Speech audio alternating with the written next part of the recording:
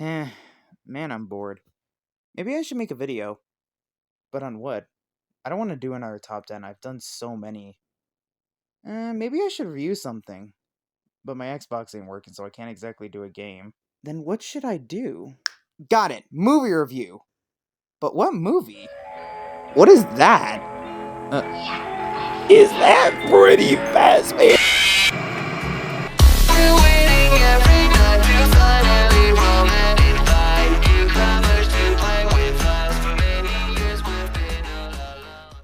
Alright, quick thing before we get into the video is spoiler warnings. If you want to go into this movie with fresh eyes, don't watch this video. I'm going to be spoiling the hell out of this, including every single cameo. So if you don't want to be spoiled, don't watch this video. And if you don't give two fucks, here we go. Hello everybody, it's me, Duplo's Kids, back with another video for all of you. And happy Halloween! And for this year's Halloween special, I decided to do a movie review. And what movie would be better for my first ever movie review than a movie we've literally waited 8 years for? Five Nights at Freddy's the movie. And plus I recently saw it, so why the hell not? We'll be talking about its ups, downs, downright weirds, and whether I recommend it for FNAF fans or anyone other than a FNAF fan or not. So let's get right into the video.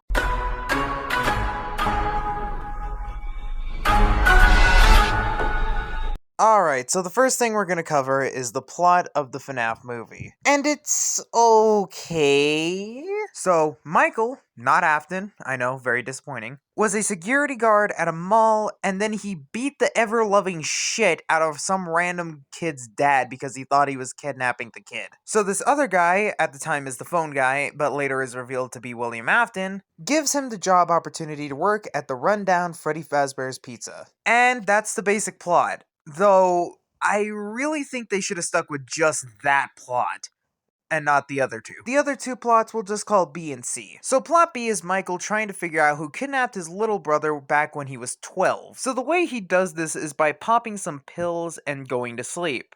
And yes, he does go to sleep in the pizzeria. And basically it all culminates into we finding out William Afton kidnapped his brother. And the second plot is that he's trying to keep his little sister under his custody while his aunt is trying to get custody out of his hands. So that all culminates in its own scene, which we'll talk about later on. To be deadly honest, even though Scott himself worked on this movie, it's not the greatest plot. I'm not going to say it's great. It's pretty bad. In my opinion, I think there's just too many plot points for what could have just been a very simple movie. And honestly, I feel that's all the FNAF movie really has to be. As long as it has haunted animatronics killing people, I'm fine. And I get it, there's lots of lore, and people wanted the lore, and I would have been fine with having the lore in the movie. It's just I think they crammed a little too much into this one movie. And honestly, sometimes the way they introduce the lore is, not good. Most of the time, it's implemented via long-winded explanations, and honestly, that is one of my least favorite tropes in movies.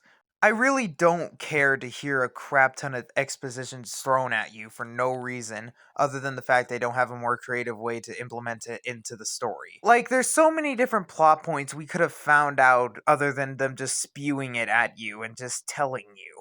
There's so many other ways you could have gone with the movie, but, you know, it's okay. But other than that, the plot services the story fine enough. It's an okay plot. It just feels as stuffed as a white girl in a room full of black guys. And the lore bits just kind of feel forced, especially when they're just told to you.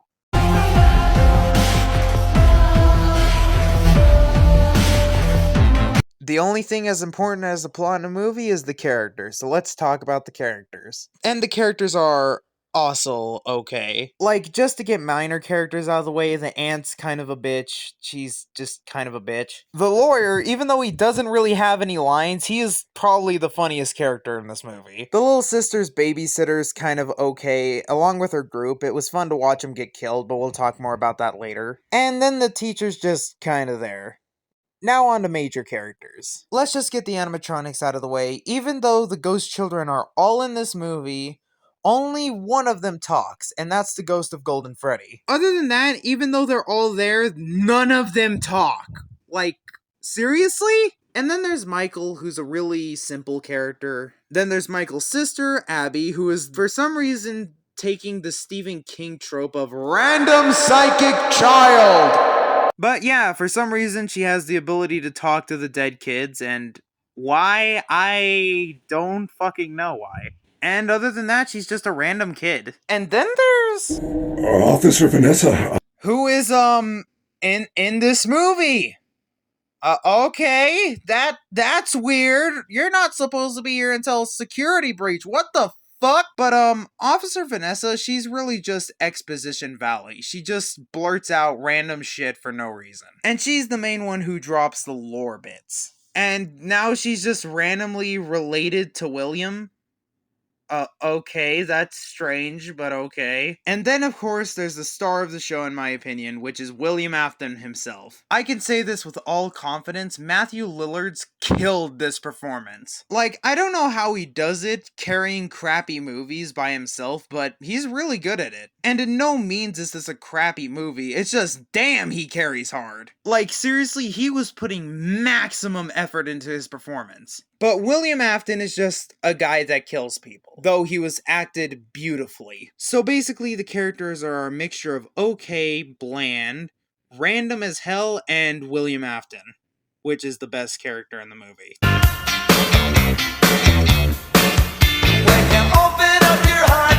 Oh yeah, this is the reason why I made this video. Let's cover the fan service in this, because good lord, there's a lot of it. Let me start with the fact that I love these animatronic designs. I don't care that they don't have the blacked out eyes. They look amazing. And also the fact that they're actually animatronics paired with people in suits just make it even more immaculate.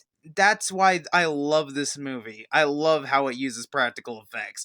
And the fact that the animatronics actually are animatronics. The only, and I mean the only animatronic I actually have a problem with design-wise is Golden Freddy. And that's only because of the fact I think he should have had the blacked out eyes with the white dots. And also, I don't really like the blue eye they replaced it with. Like, he's giving off that da-da-da-da-da-da-da-da vibes. Like, seriously, what the fuck? And then, of course, there's all the little FNAF Easter eggs, like the Balloon Boy toy, and of course, the rainbow from fucking FNAF World. And of course, my favorite fan service of the movie is, of course, the YouTuber cameos. The YouTubers on the Employee of the Month wall I didn't really notice, but Corey and MadPat, of course I noticed them. I don't watch much of Corey Kenshin, but I really do like his scenes in this movie. They are funny as hell. And then, of course, there's the infamous MadPat reveal. Like, seriously, that was like the most hype thing in that entire movie. Like, seriously, MadPat in this movie was by far the biggest thing that caught me off guard, and I loved it.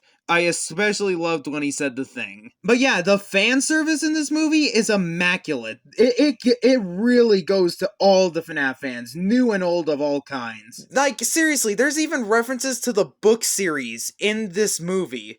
That shows how much fan service is in this one movie. This movie was really made just for the FNAF fans.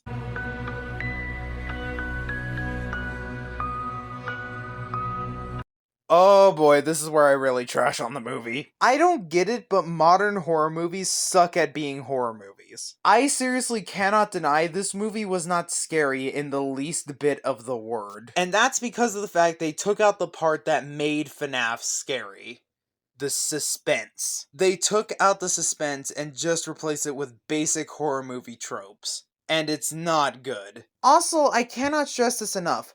When the fucking cupcake is the most aggressive animatronic in the entire movie, I think it's gonna be a little less scary. And I cannot stress enough that the other two only actually kind of creepy characters in this entire movie is Foxy and Springtrap, other than the fucking cupcake. Yeah, it's going to be a little less scary. Like, seriously, your main cast is less intimidating than a fucking cupcake! And the fact that every kill in this movie is off screen also sucks so hard. Like, the only 3 death scenes in this entire movie that are actually good is one where Freddy bites a girl in half, 2 where the cupcake mauls someone's face off, and 3 is the Springlock scene. Everyone complains about the spring lock scene, but I see it as one of the best quote-unquote deaths in the entire movie because of the fact of how realistic and how gruesome it is. But yeah, this movie is terrible at being a horror movie and terrible at killing people.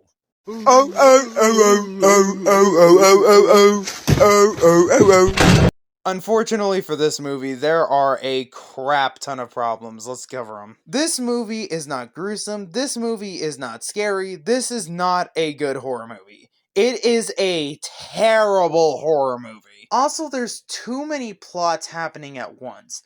I would have liked something a little more simple for a FNAF movie. I think they stuffed this movie a little too full. And that pairs hand in hand with the problem that the animatronics did not have enough screen time.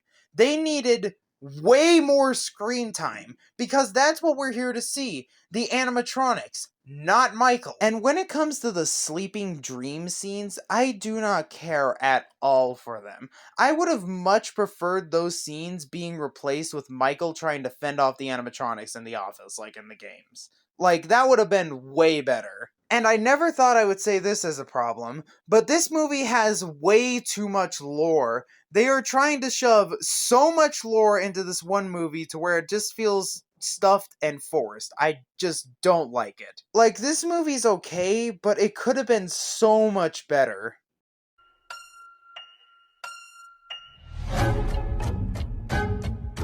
My final rating on this movie is a 6.5 out of 10. It was an okay movie. It was a terrible horror movie. And it was a pretty good FNAF movie. It had a great amount of fan service, but I thought it had a little too much lore. It did not do a good job at all of being a good horror movie. This is a terrible horror movie.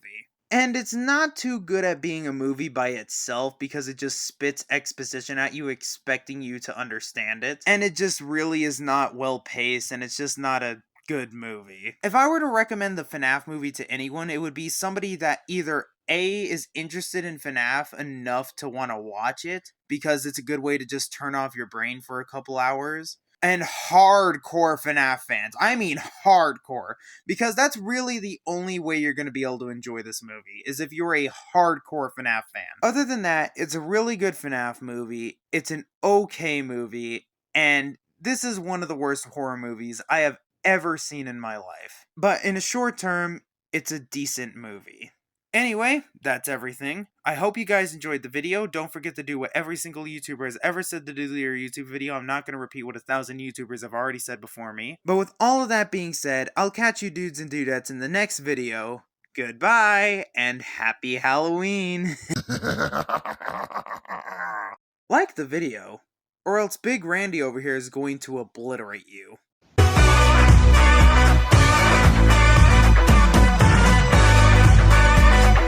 I ain't afraid of no ghosts.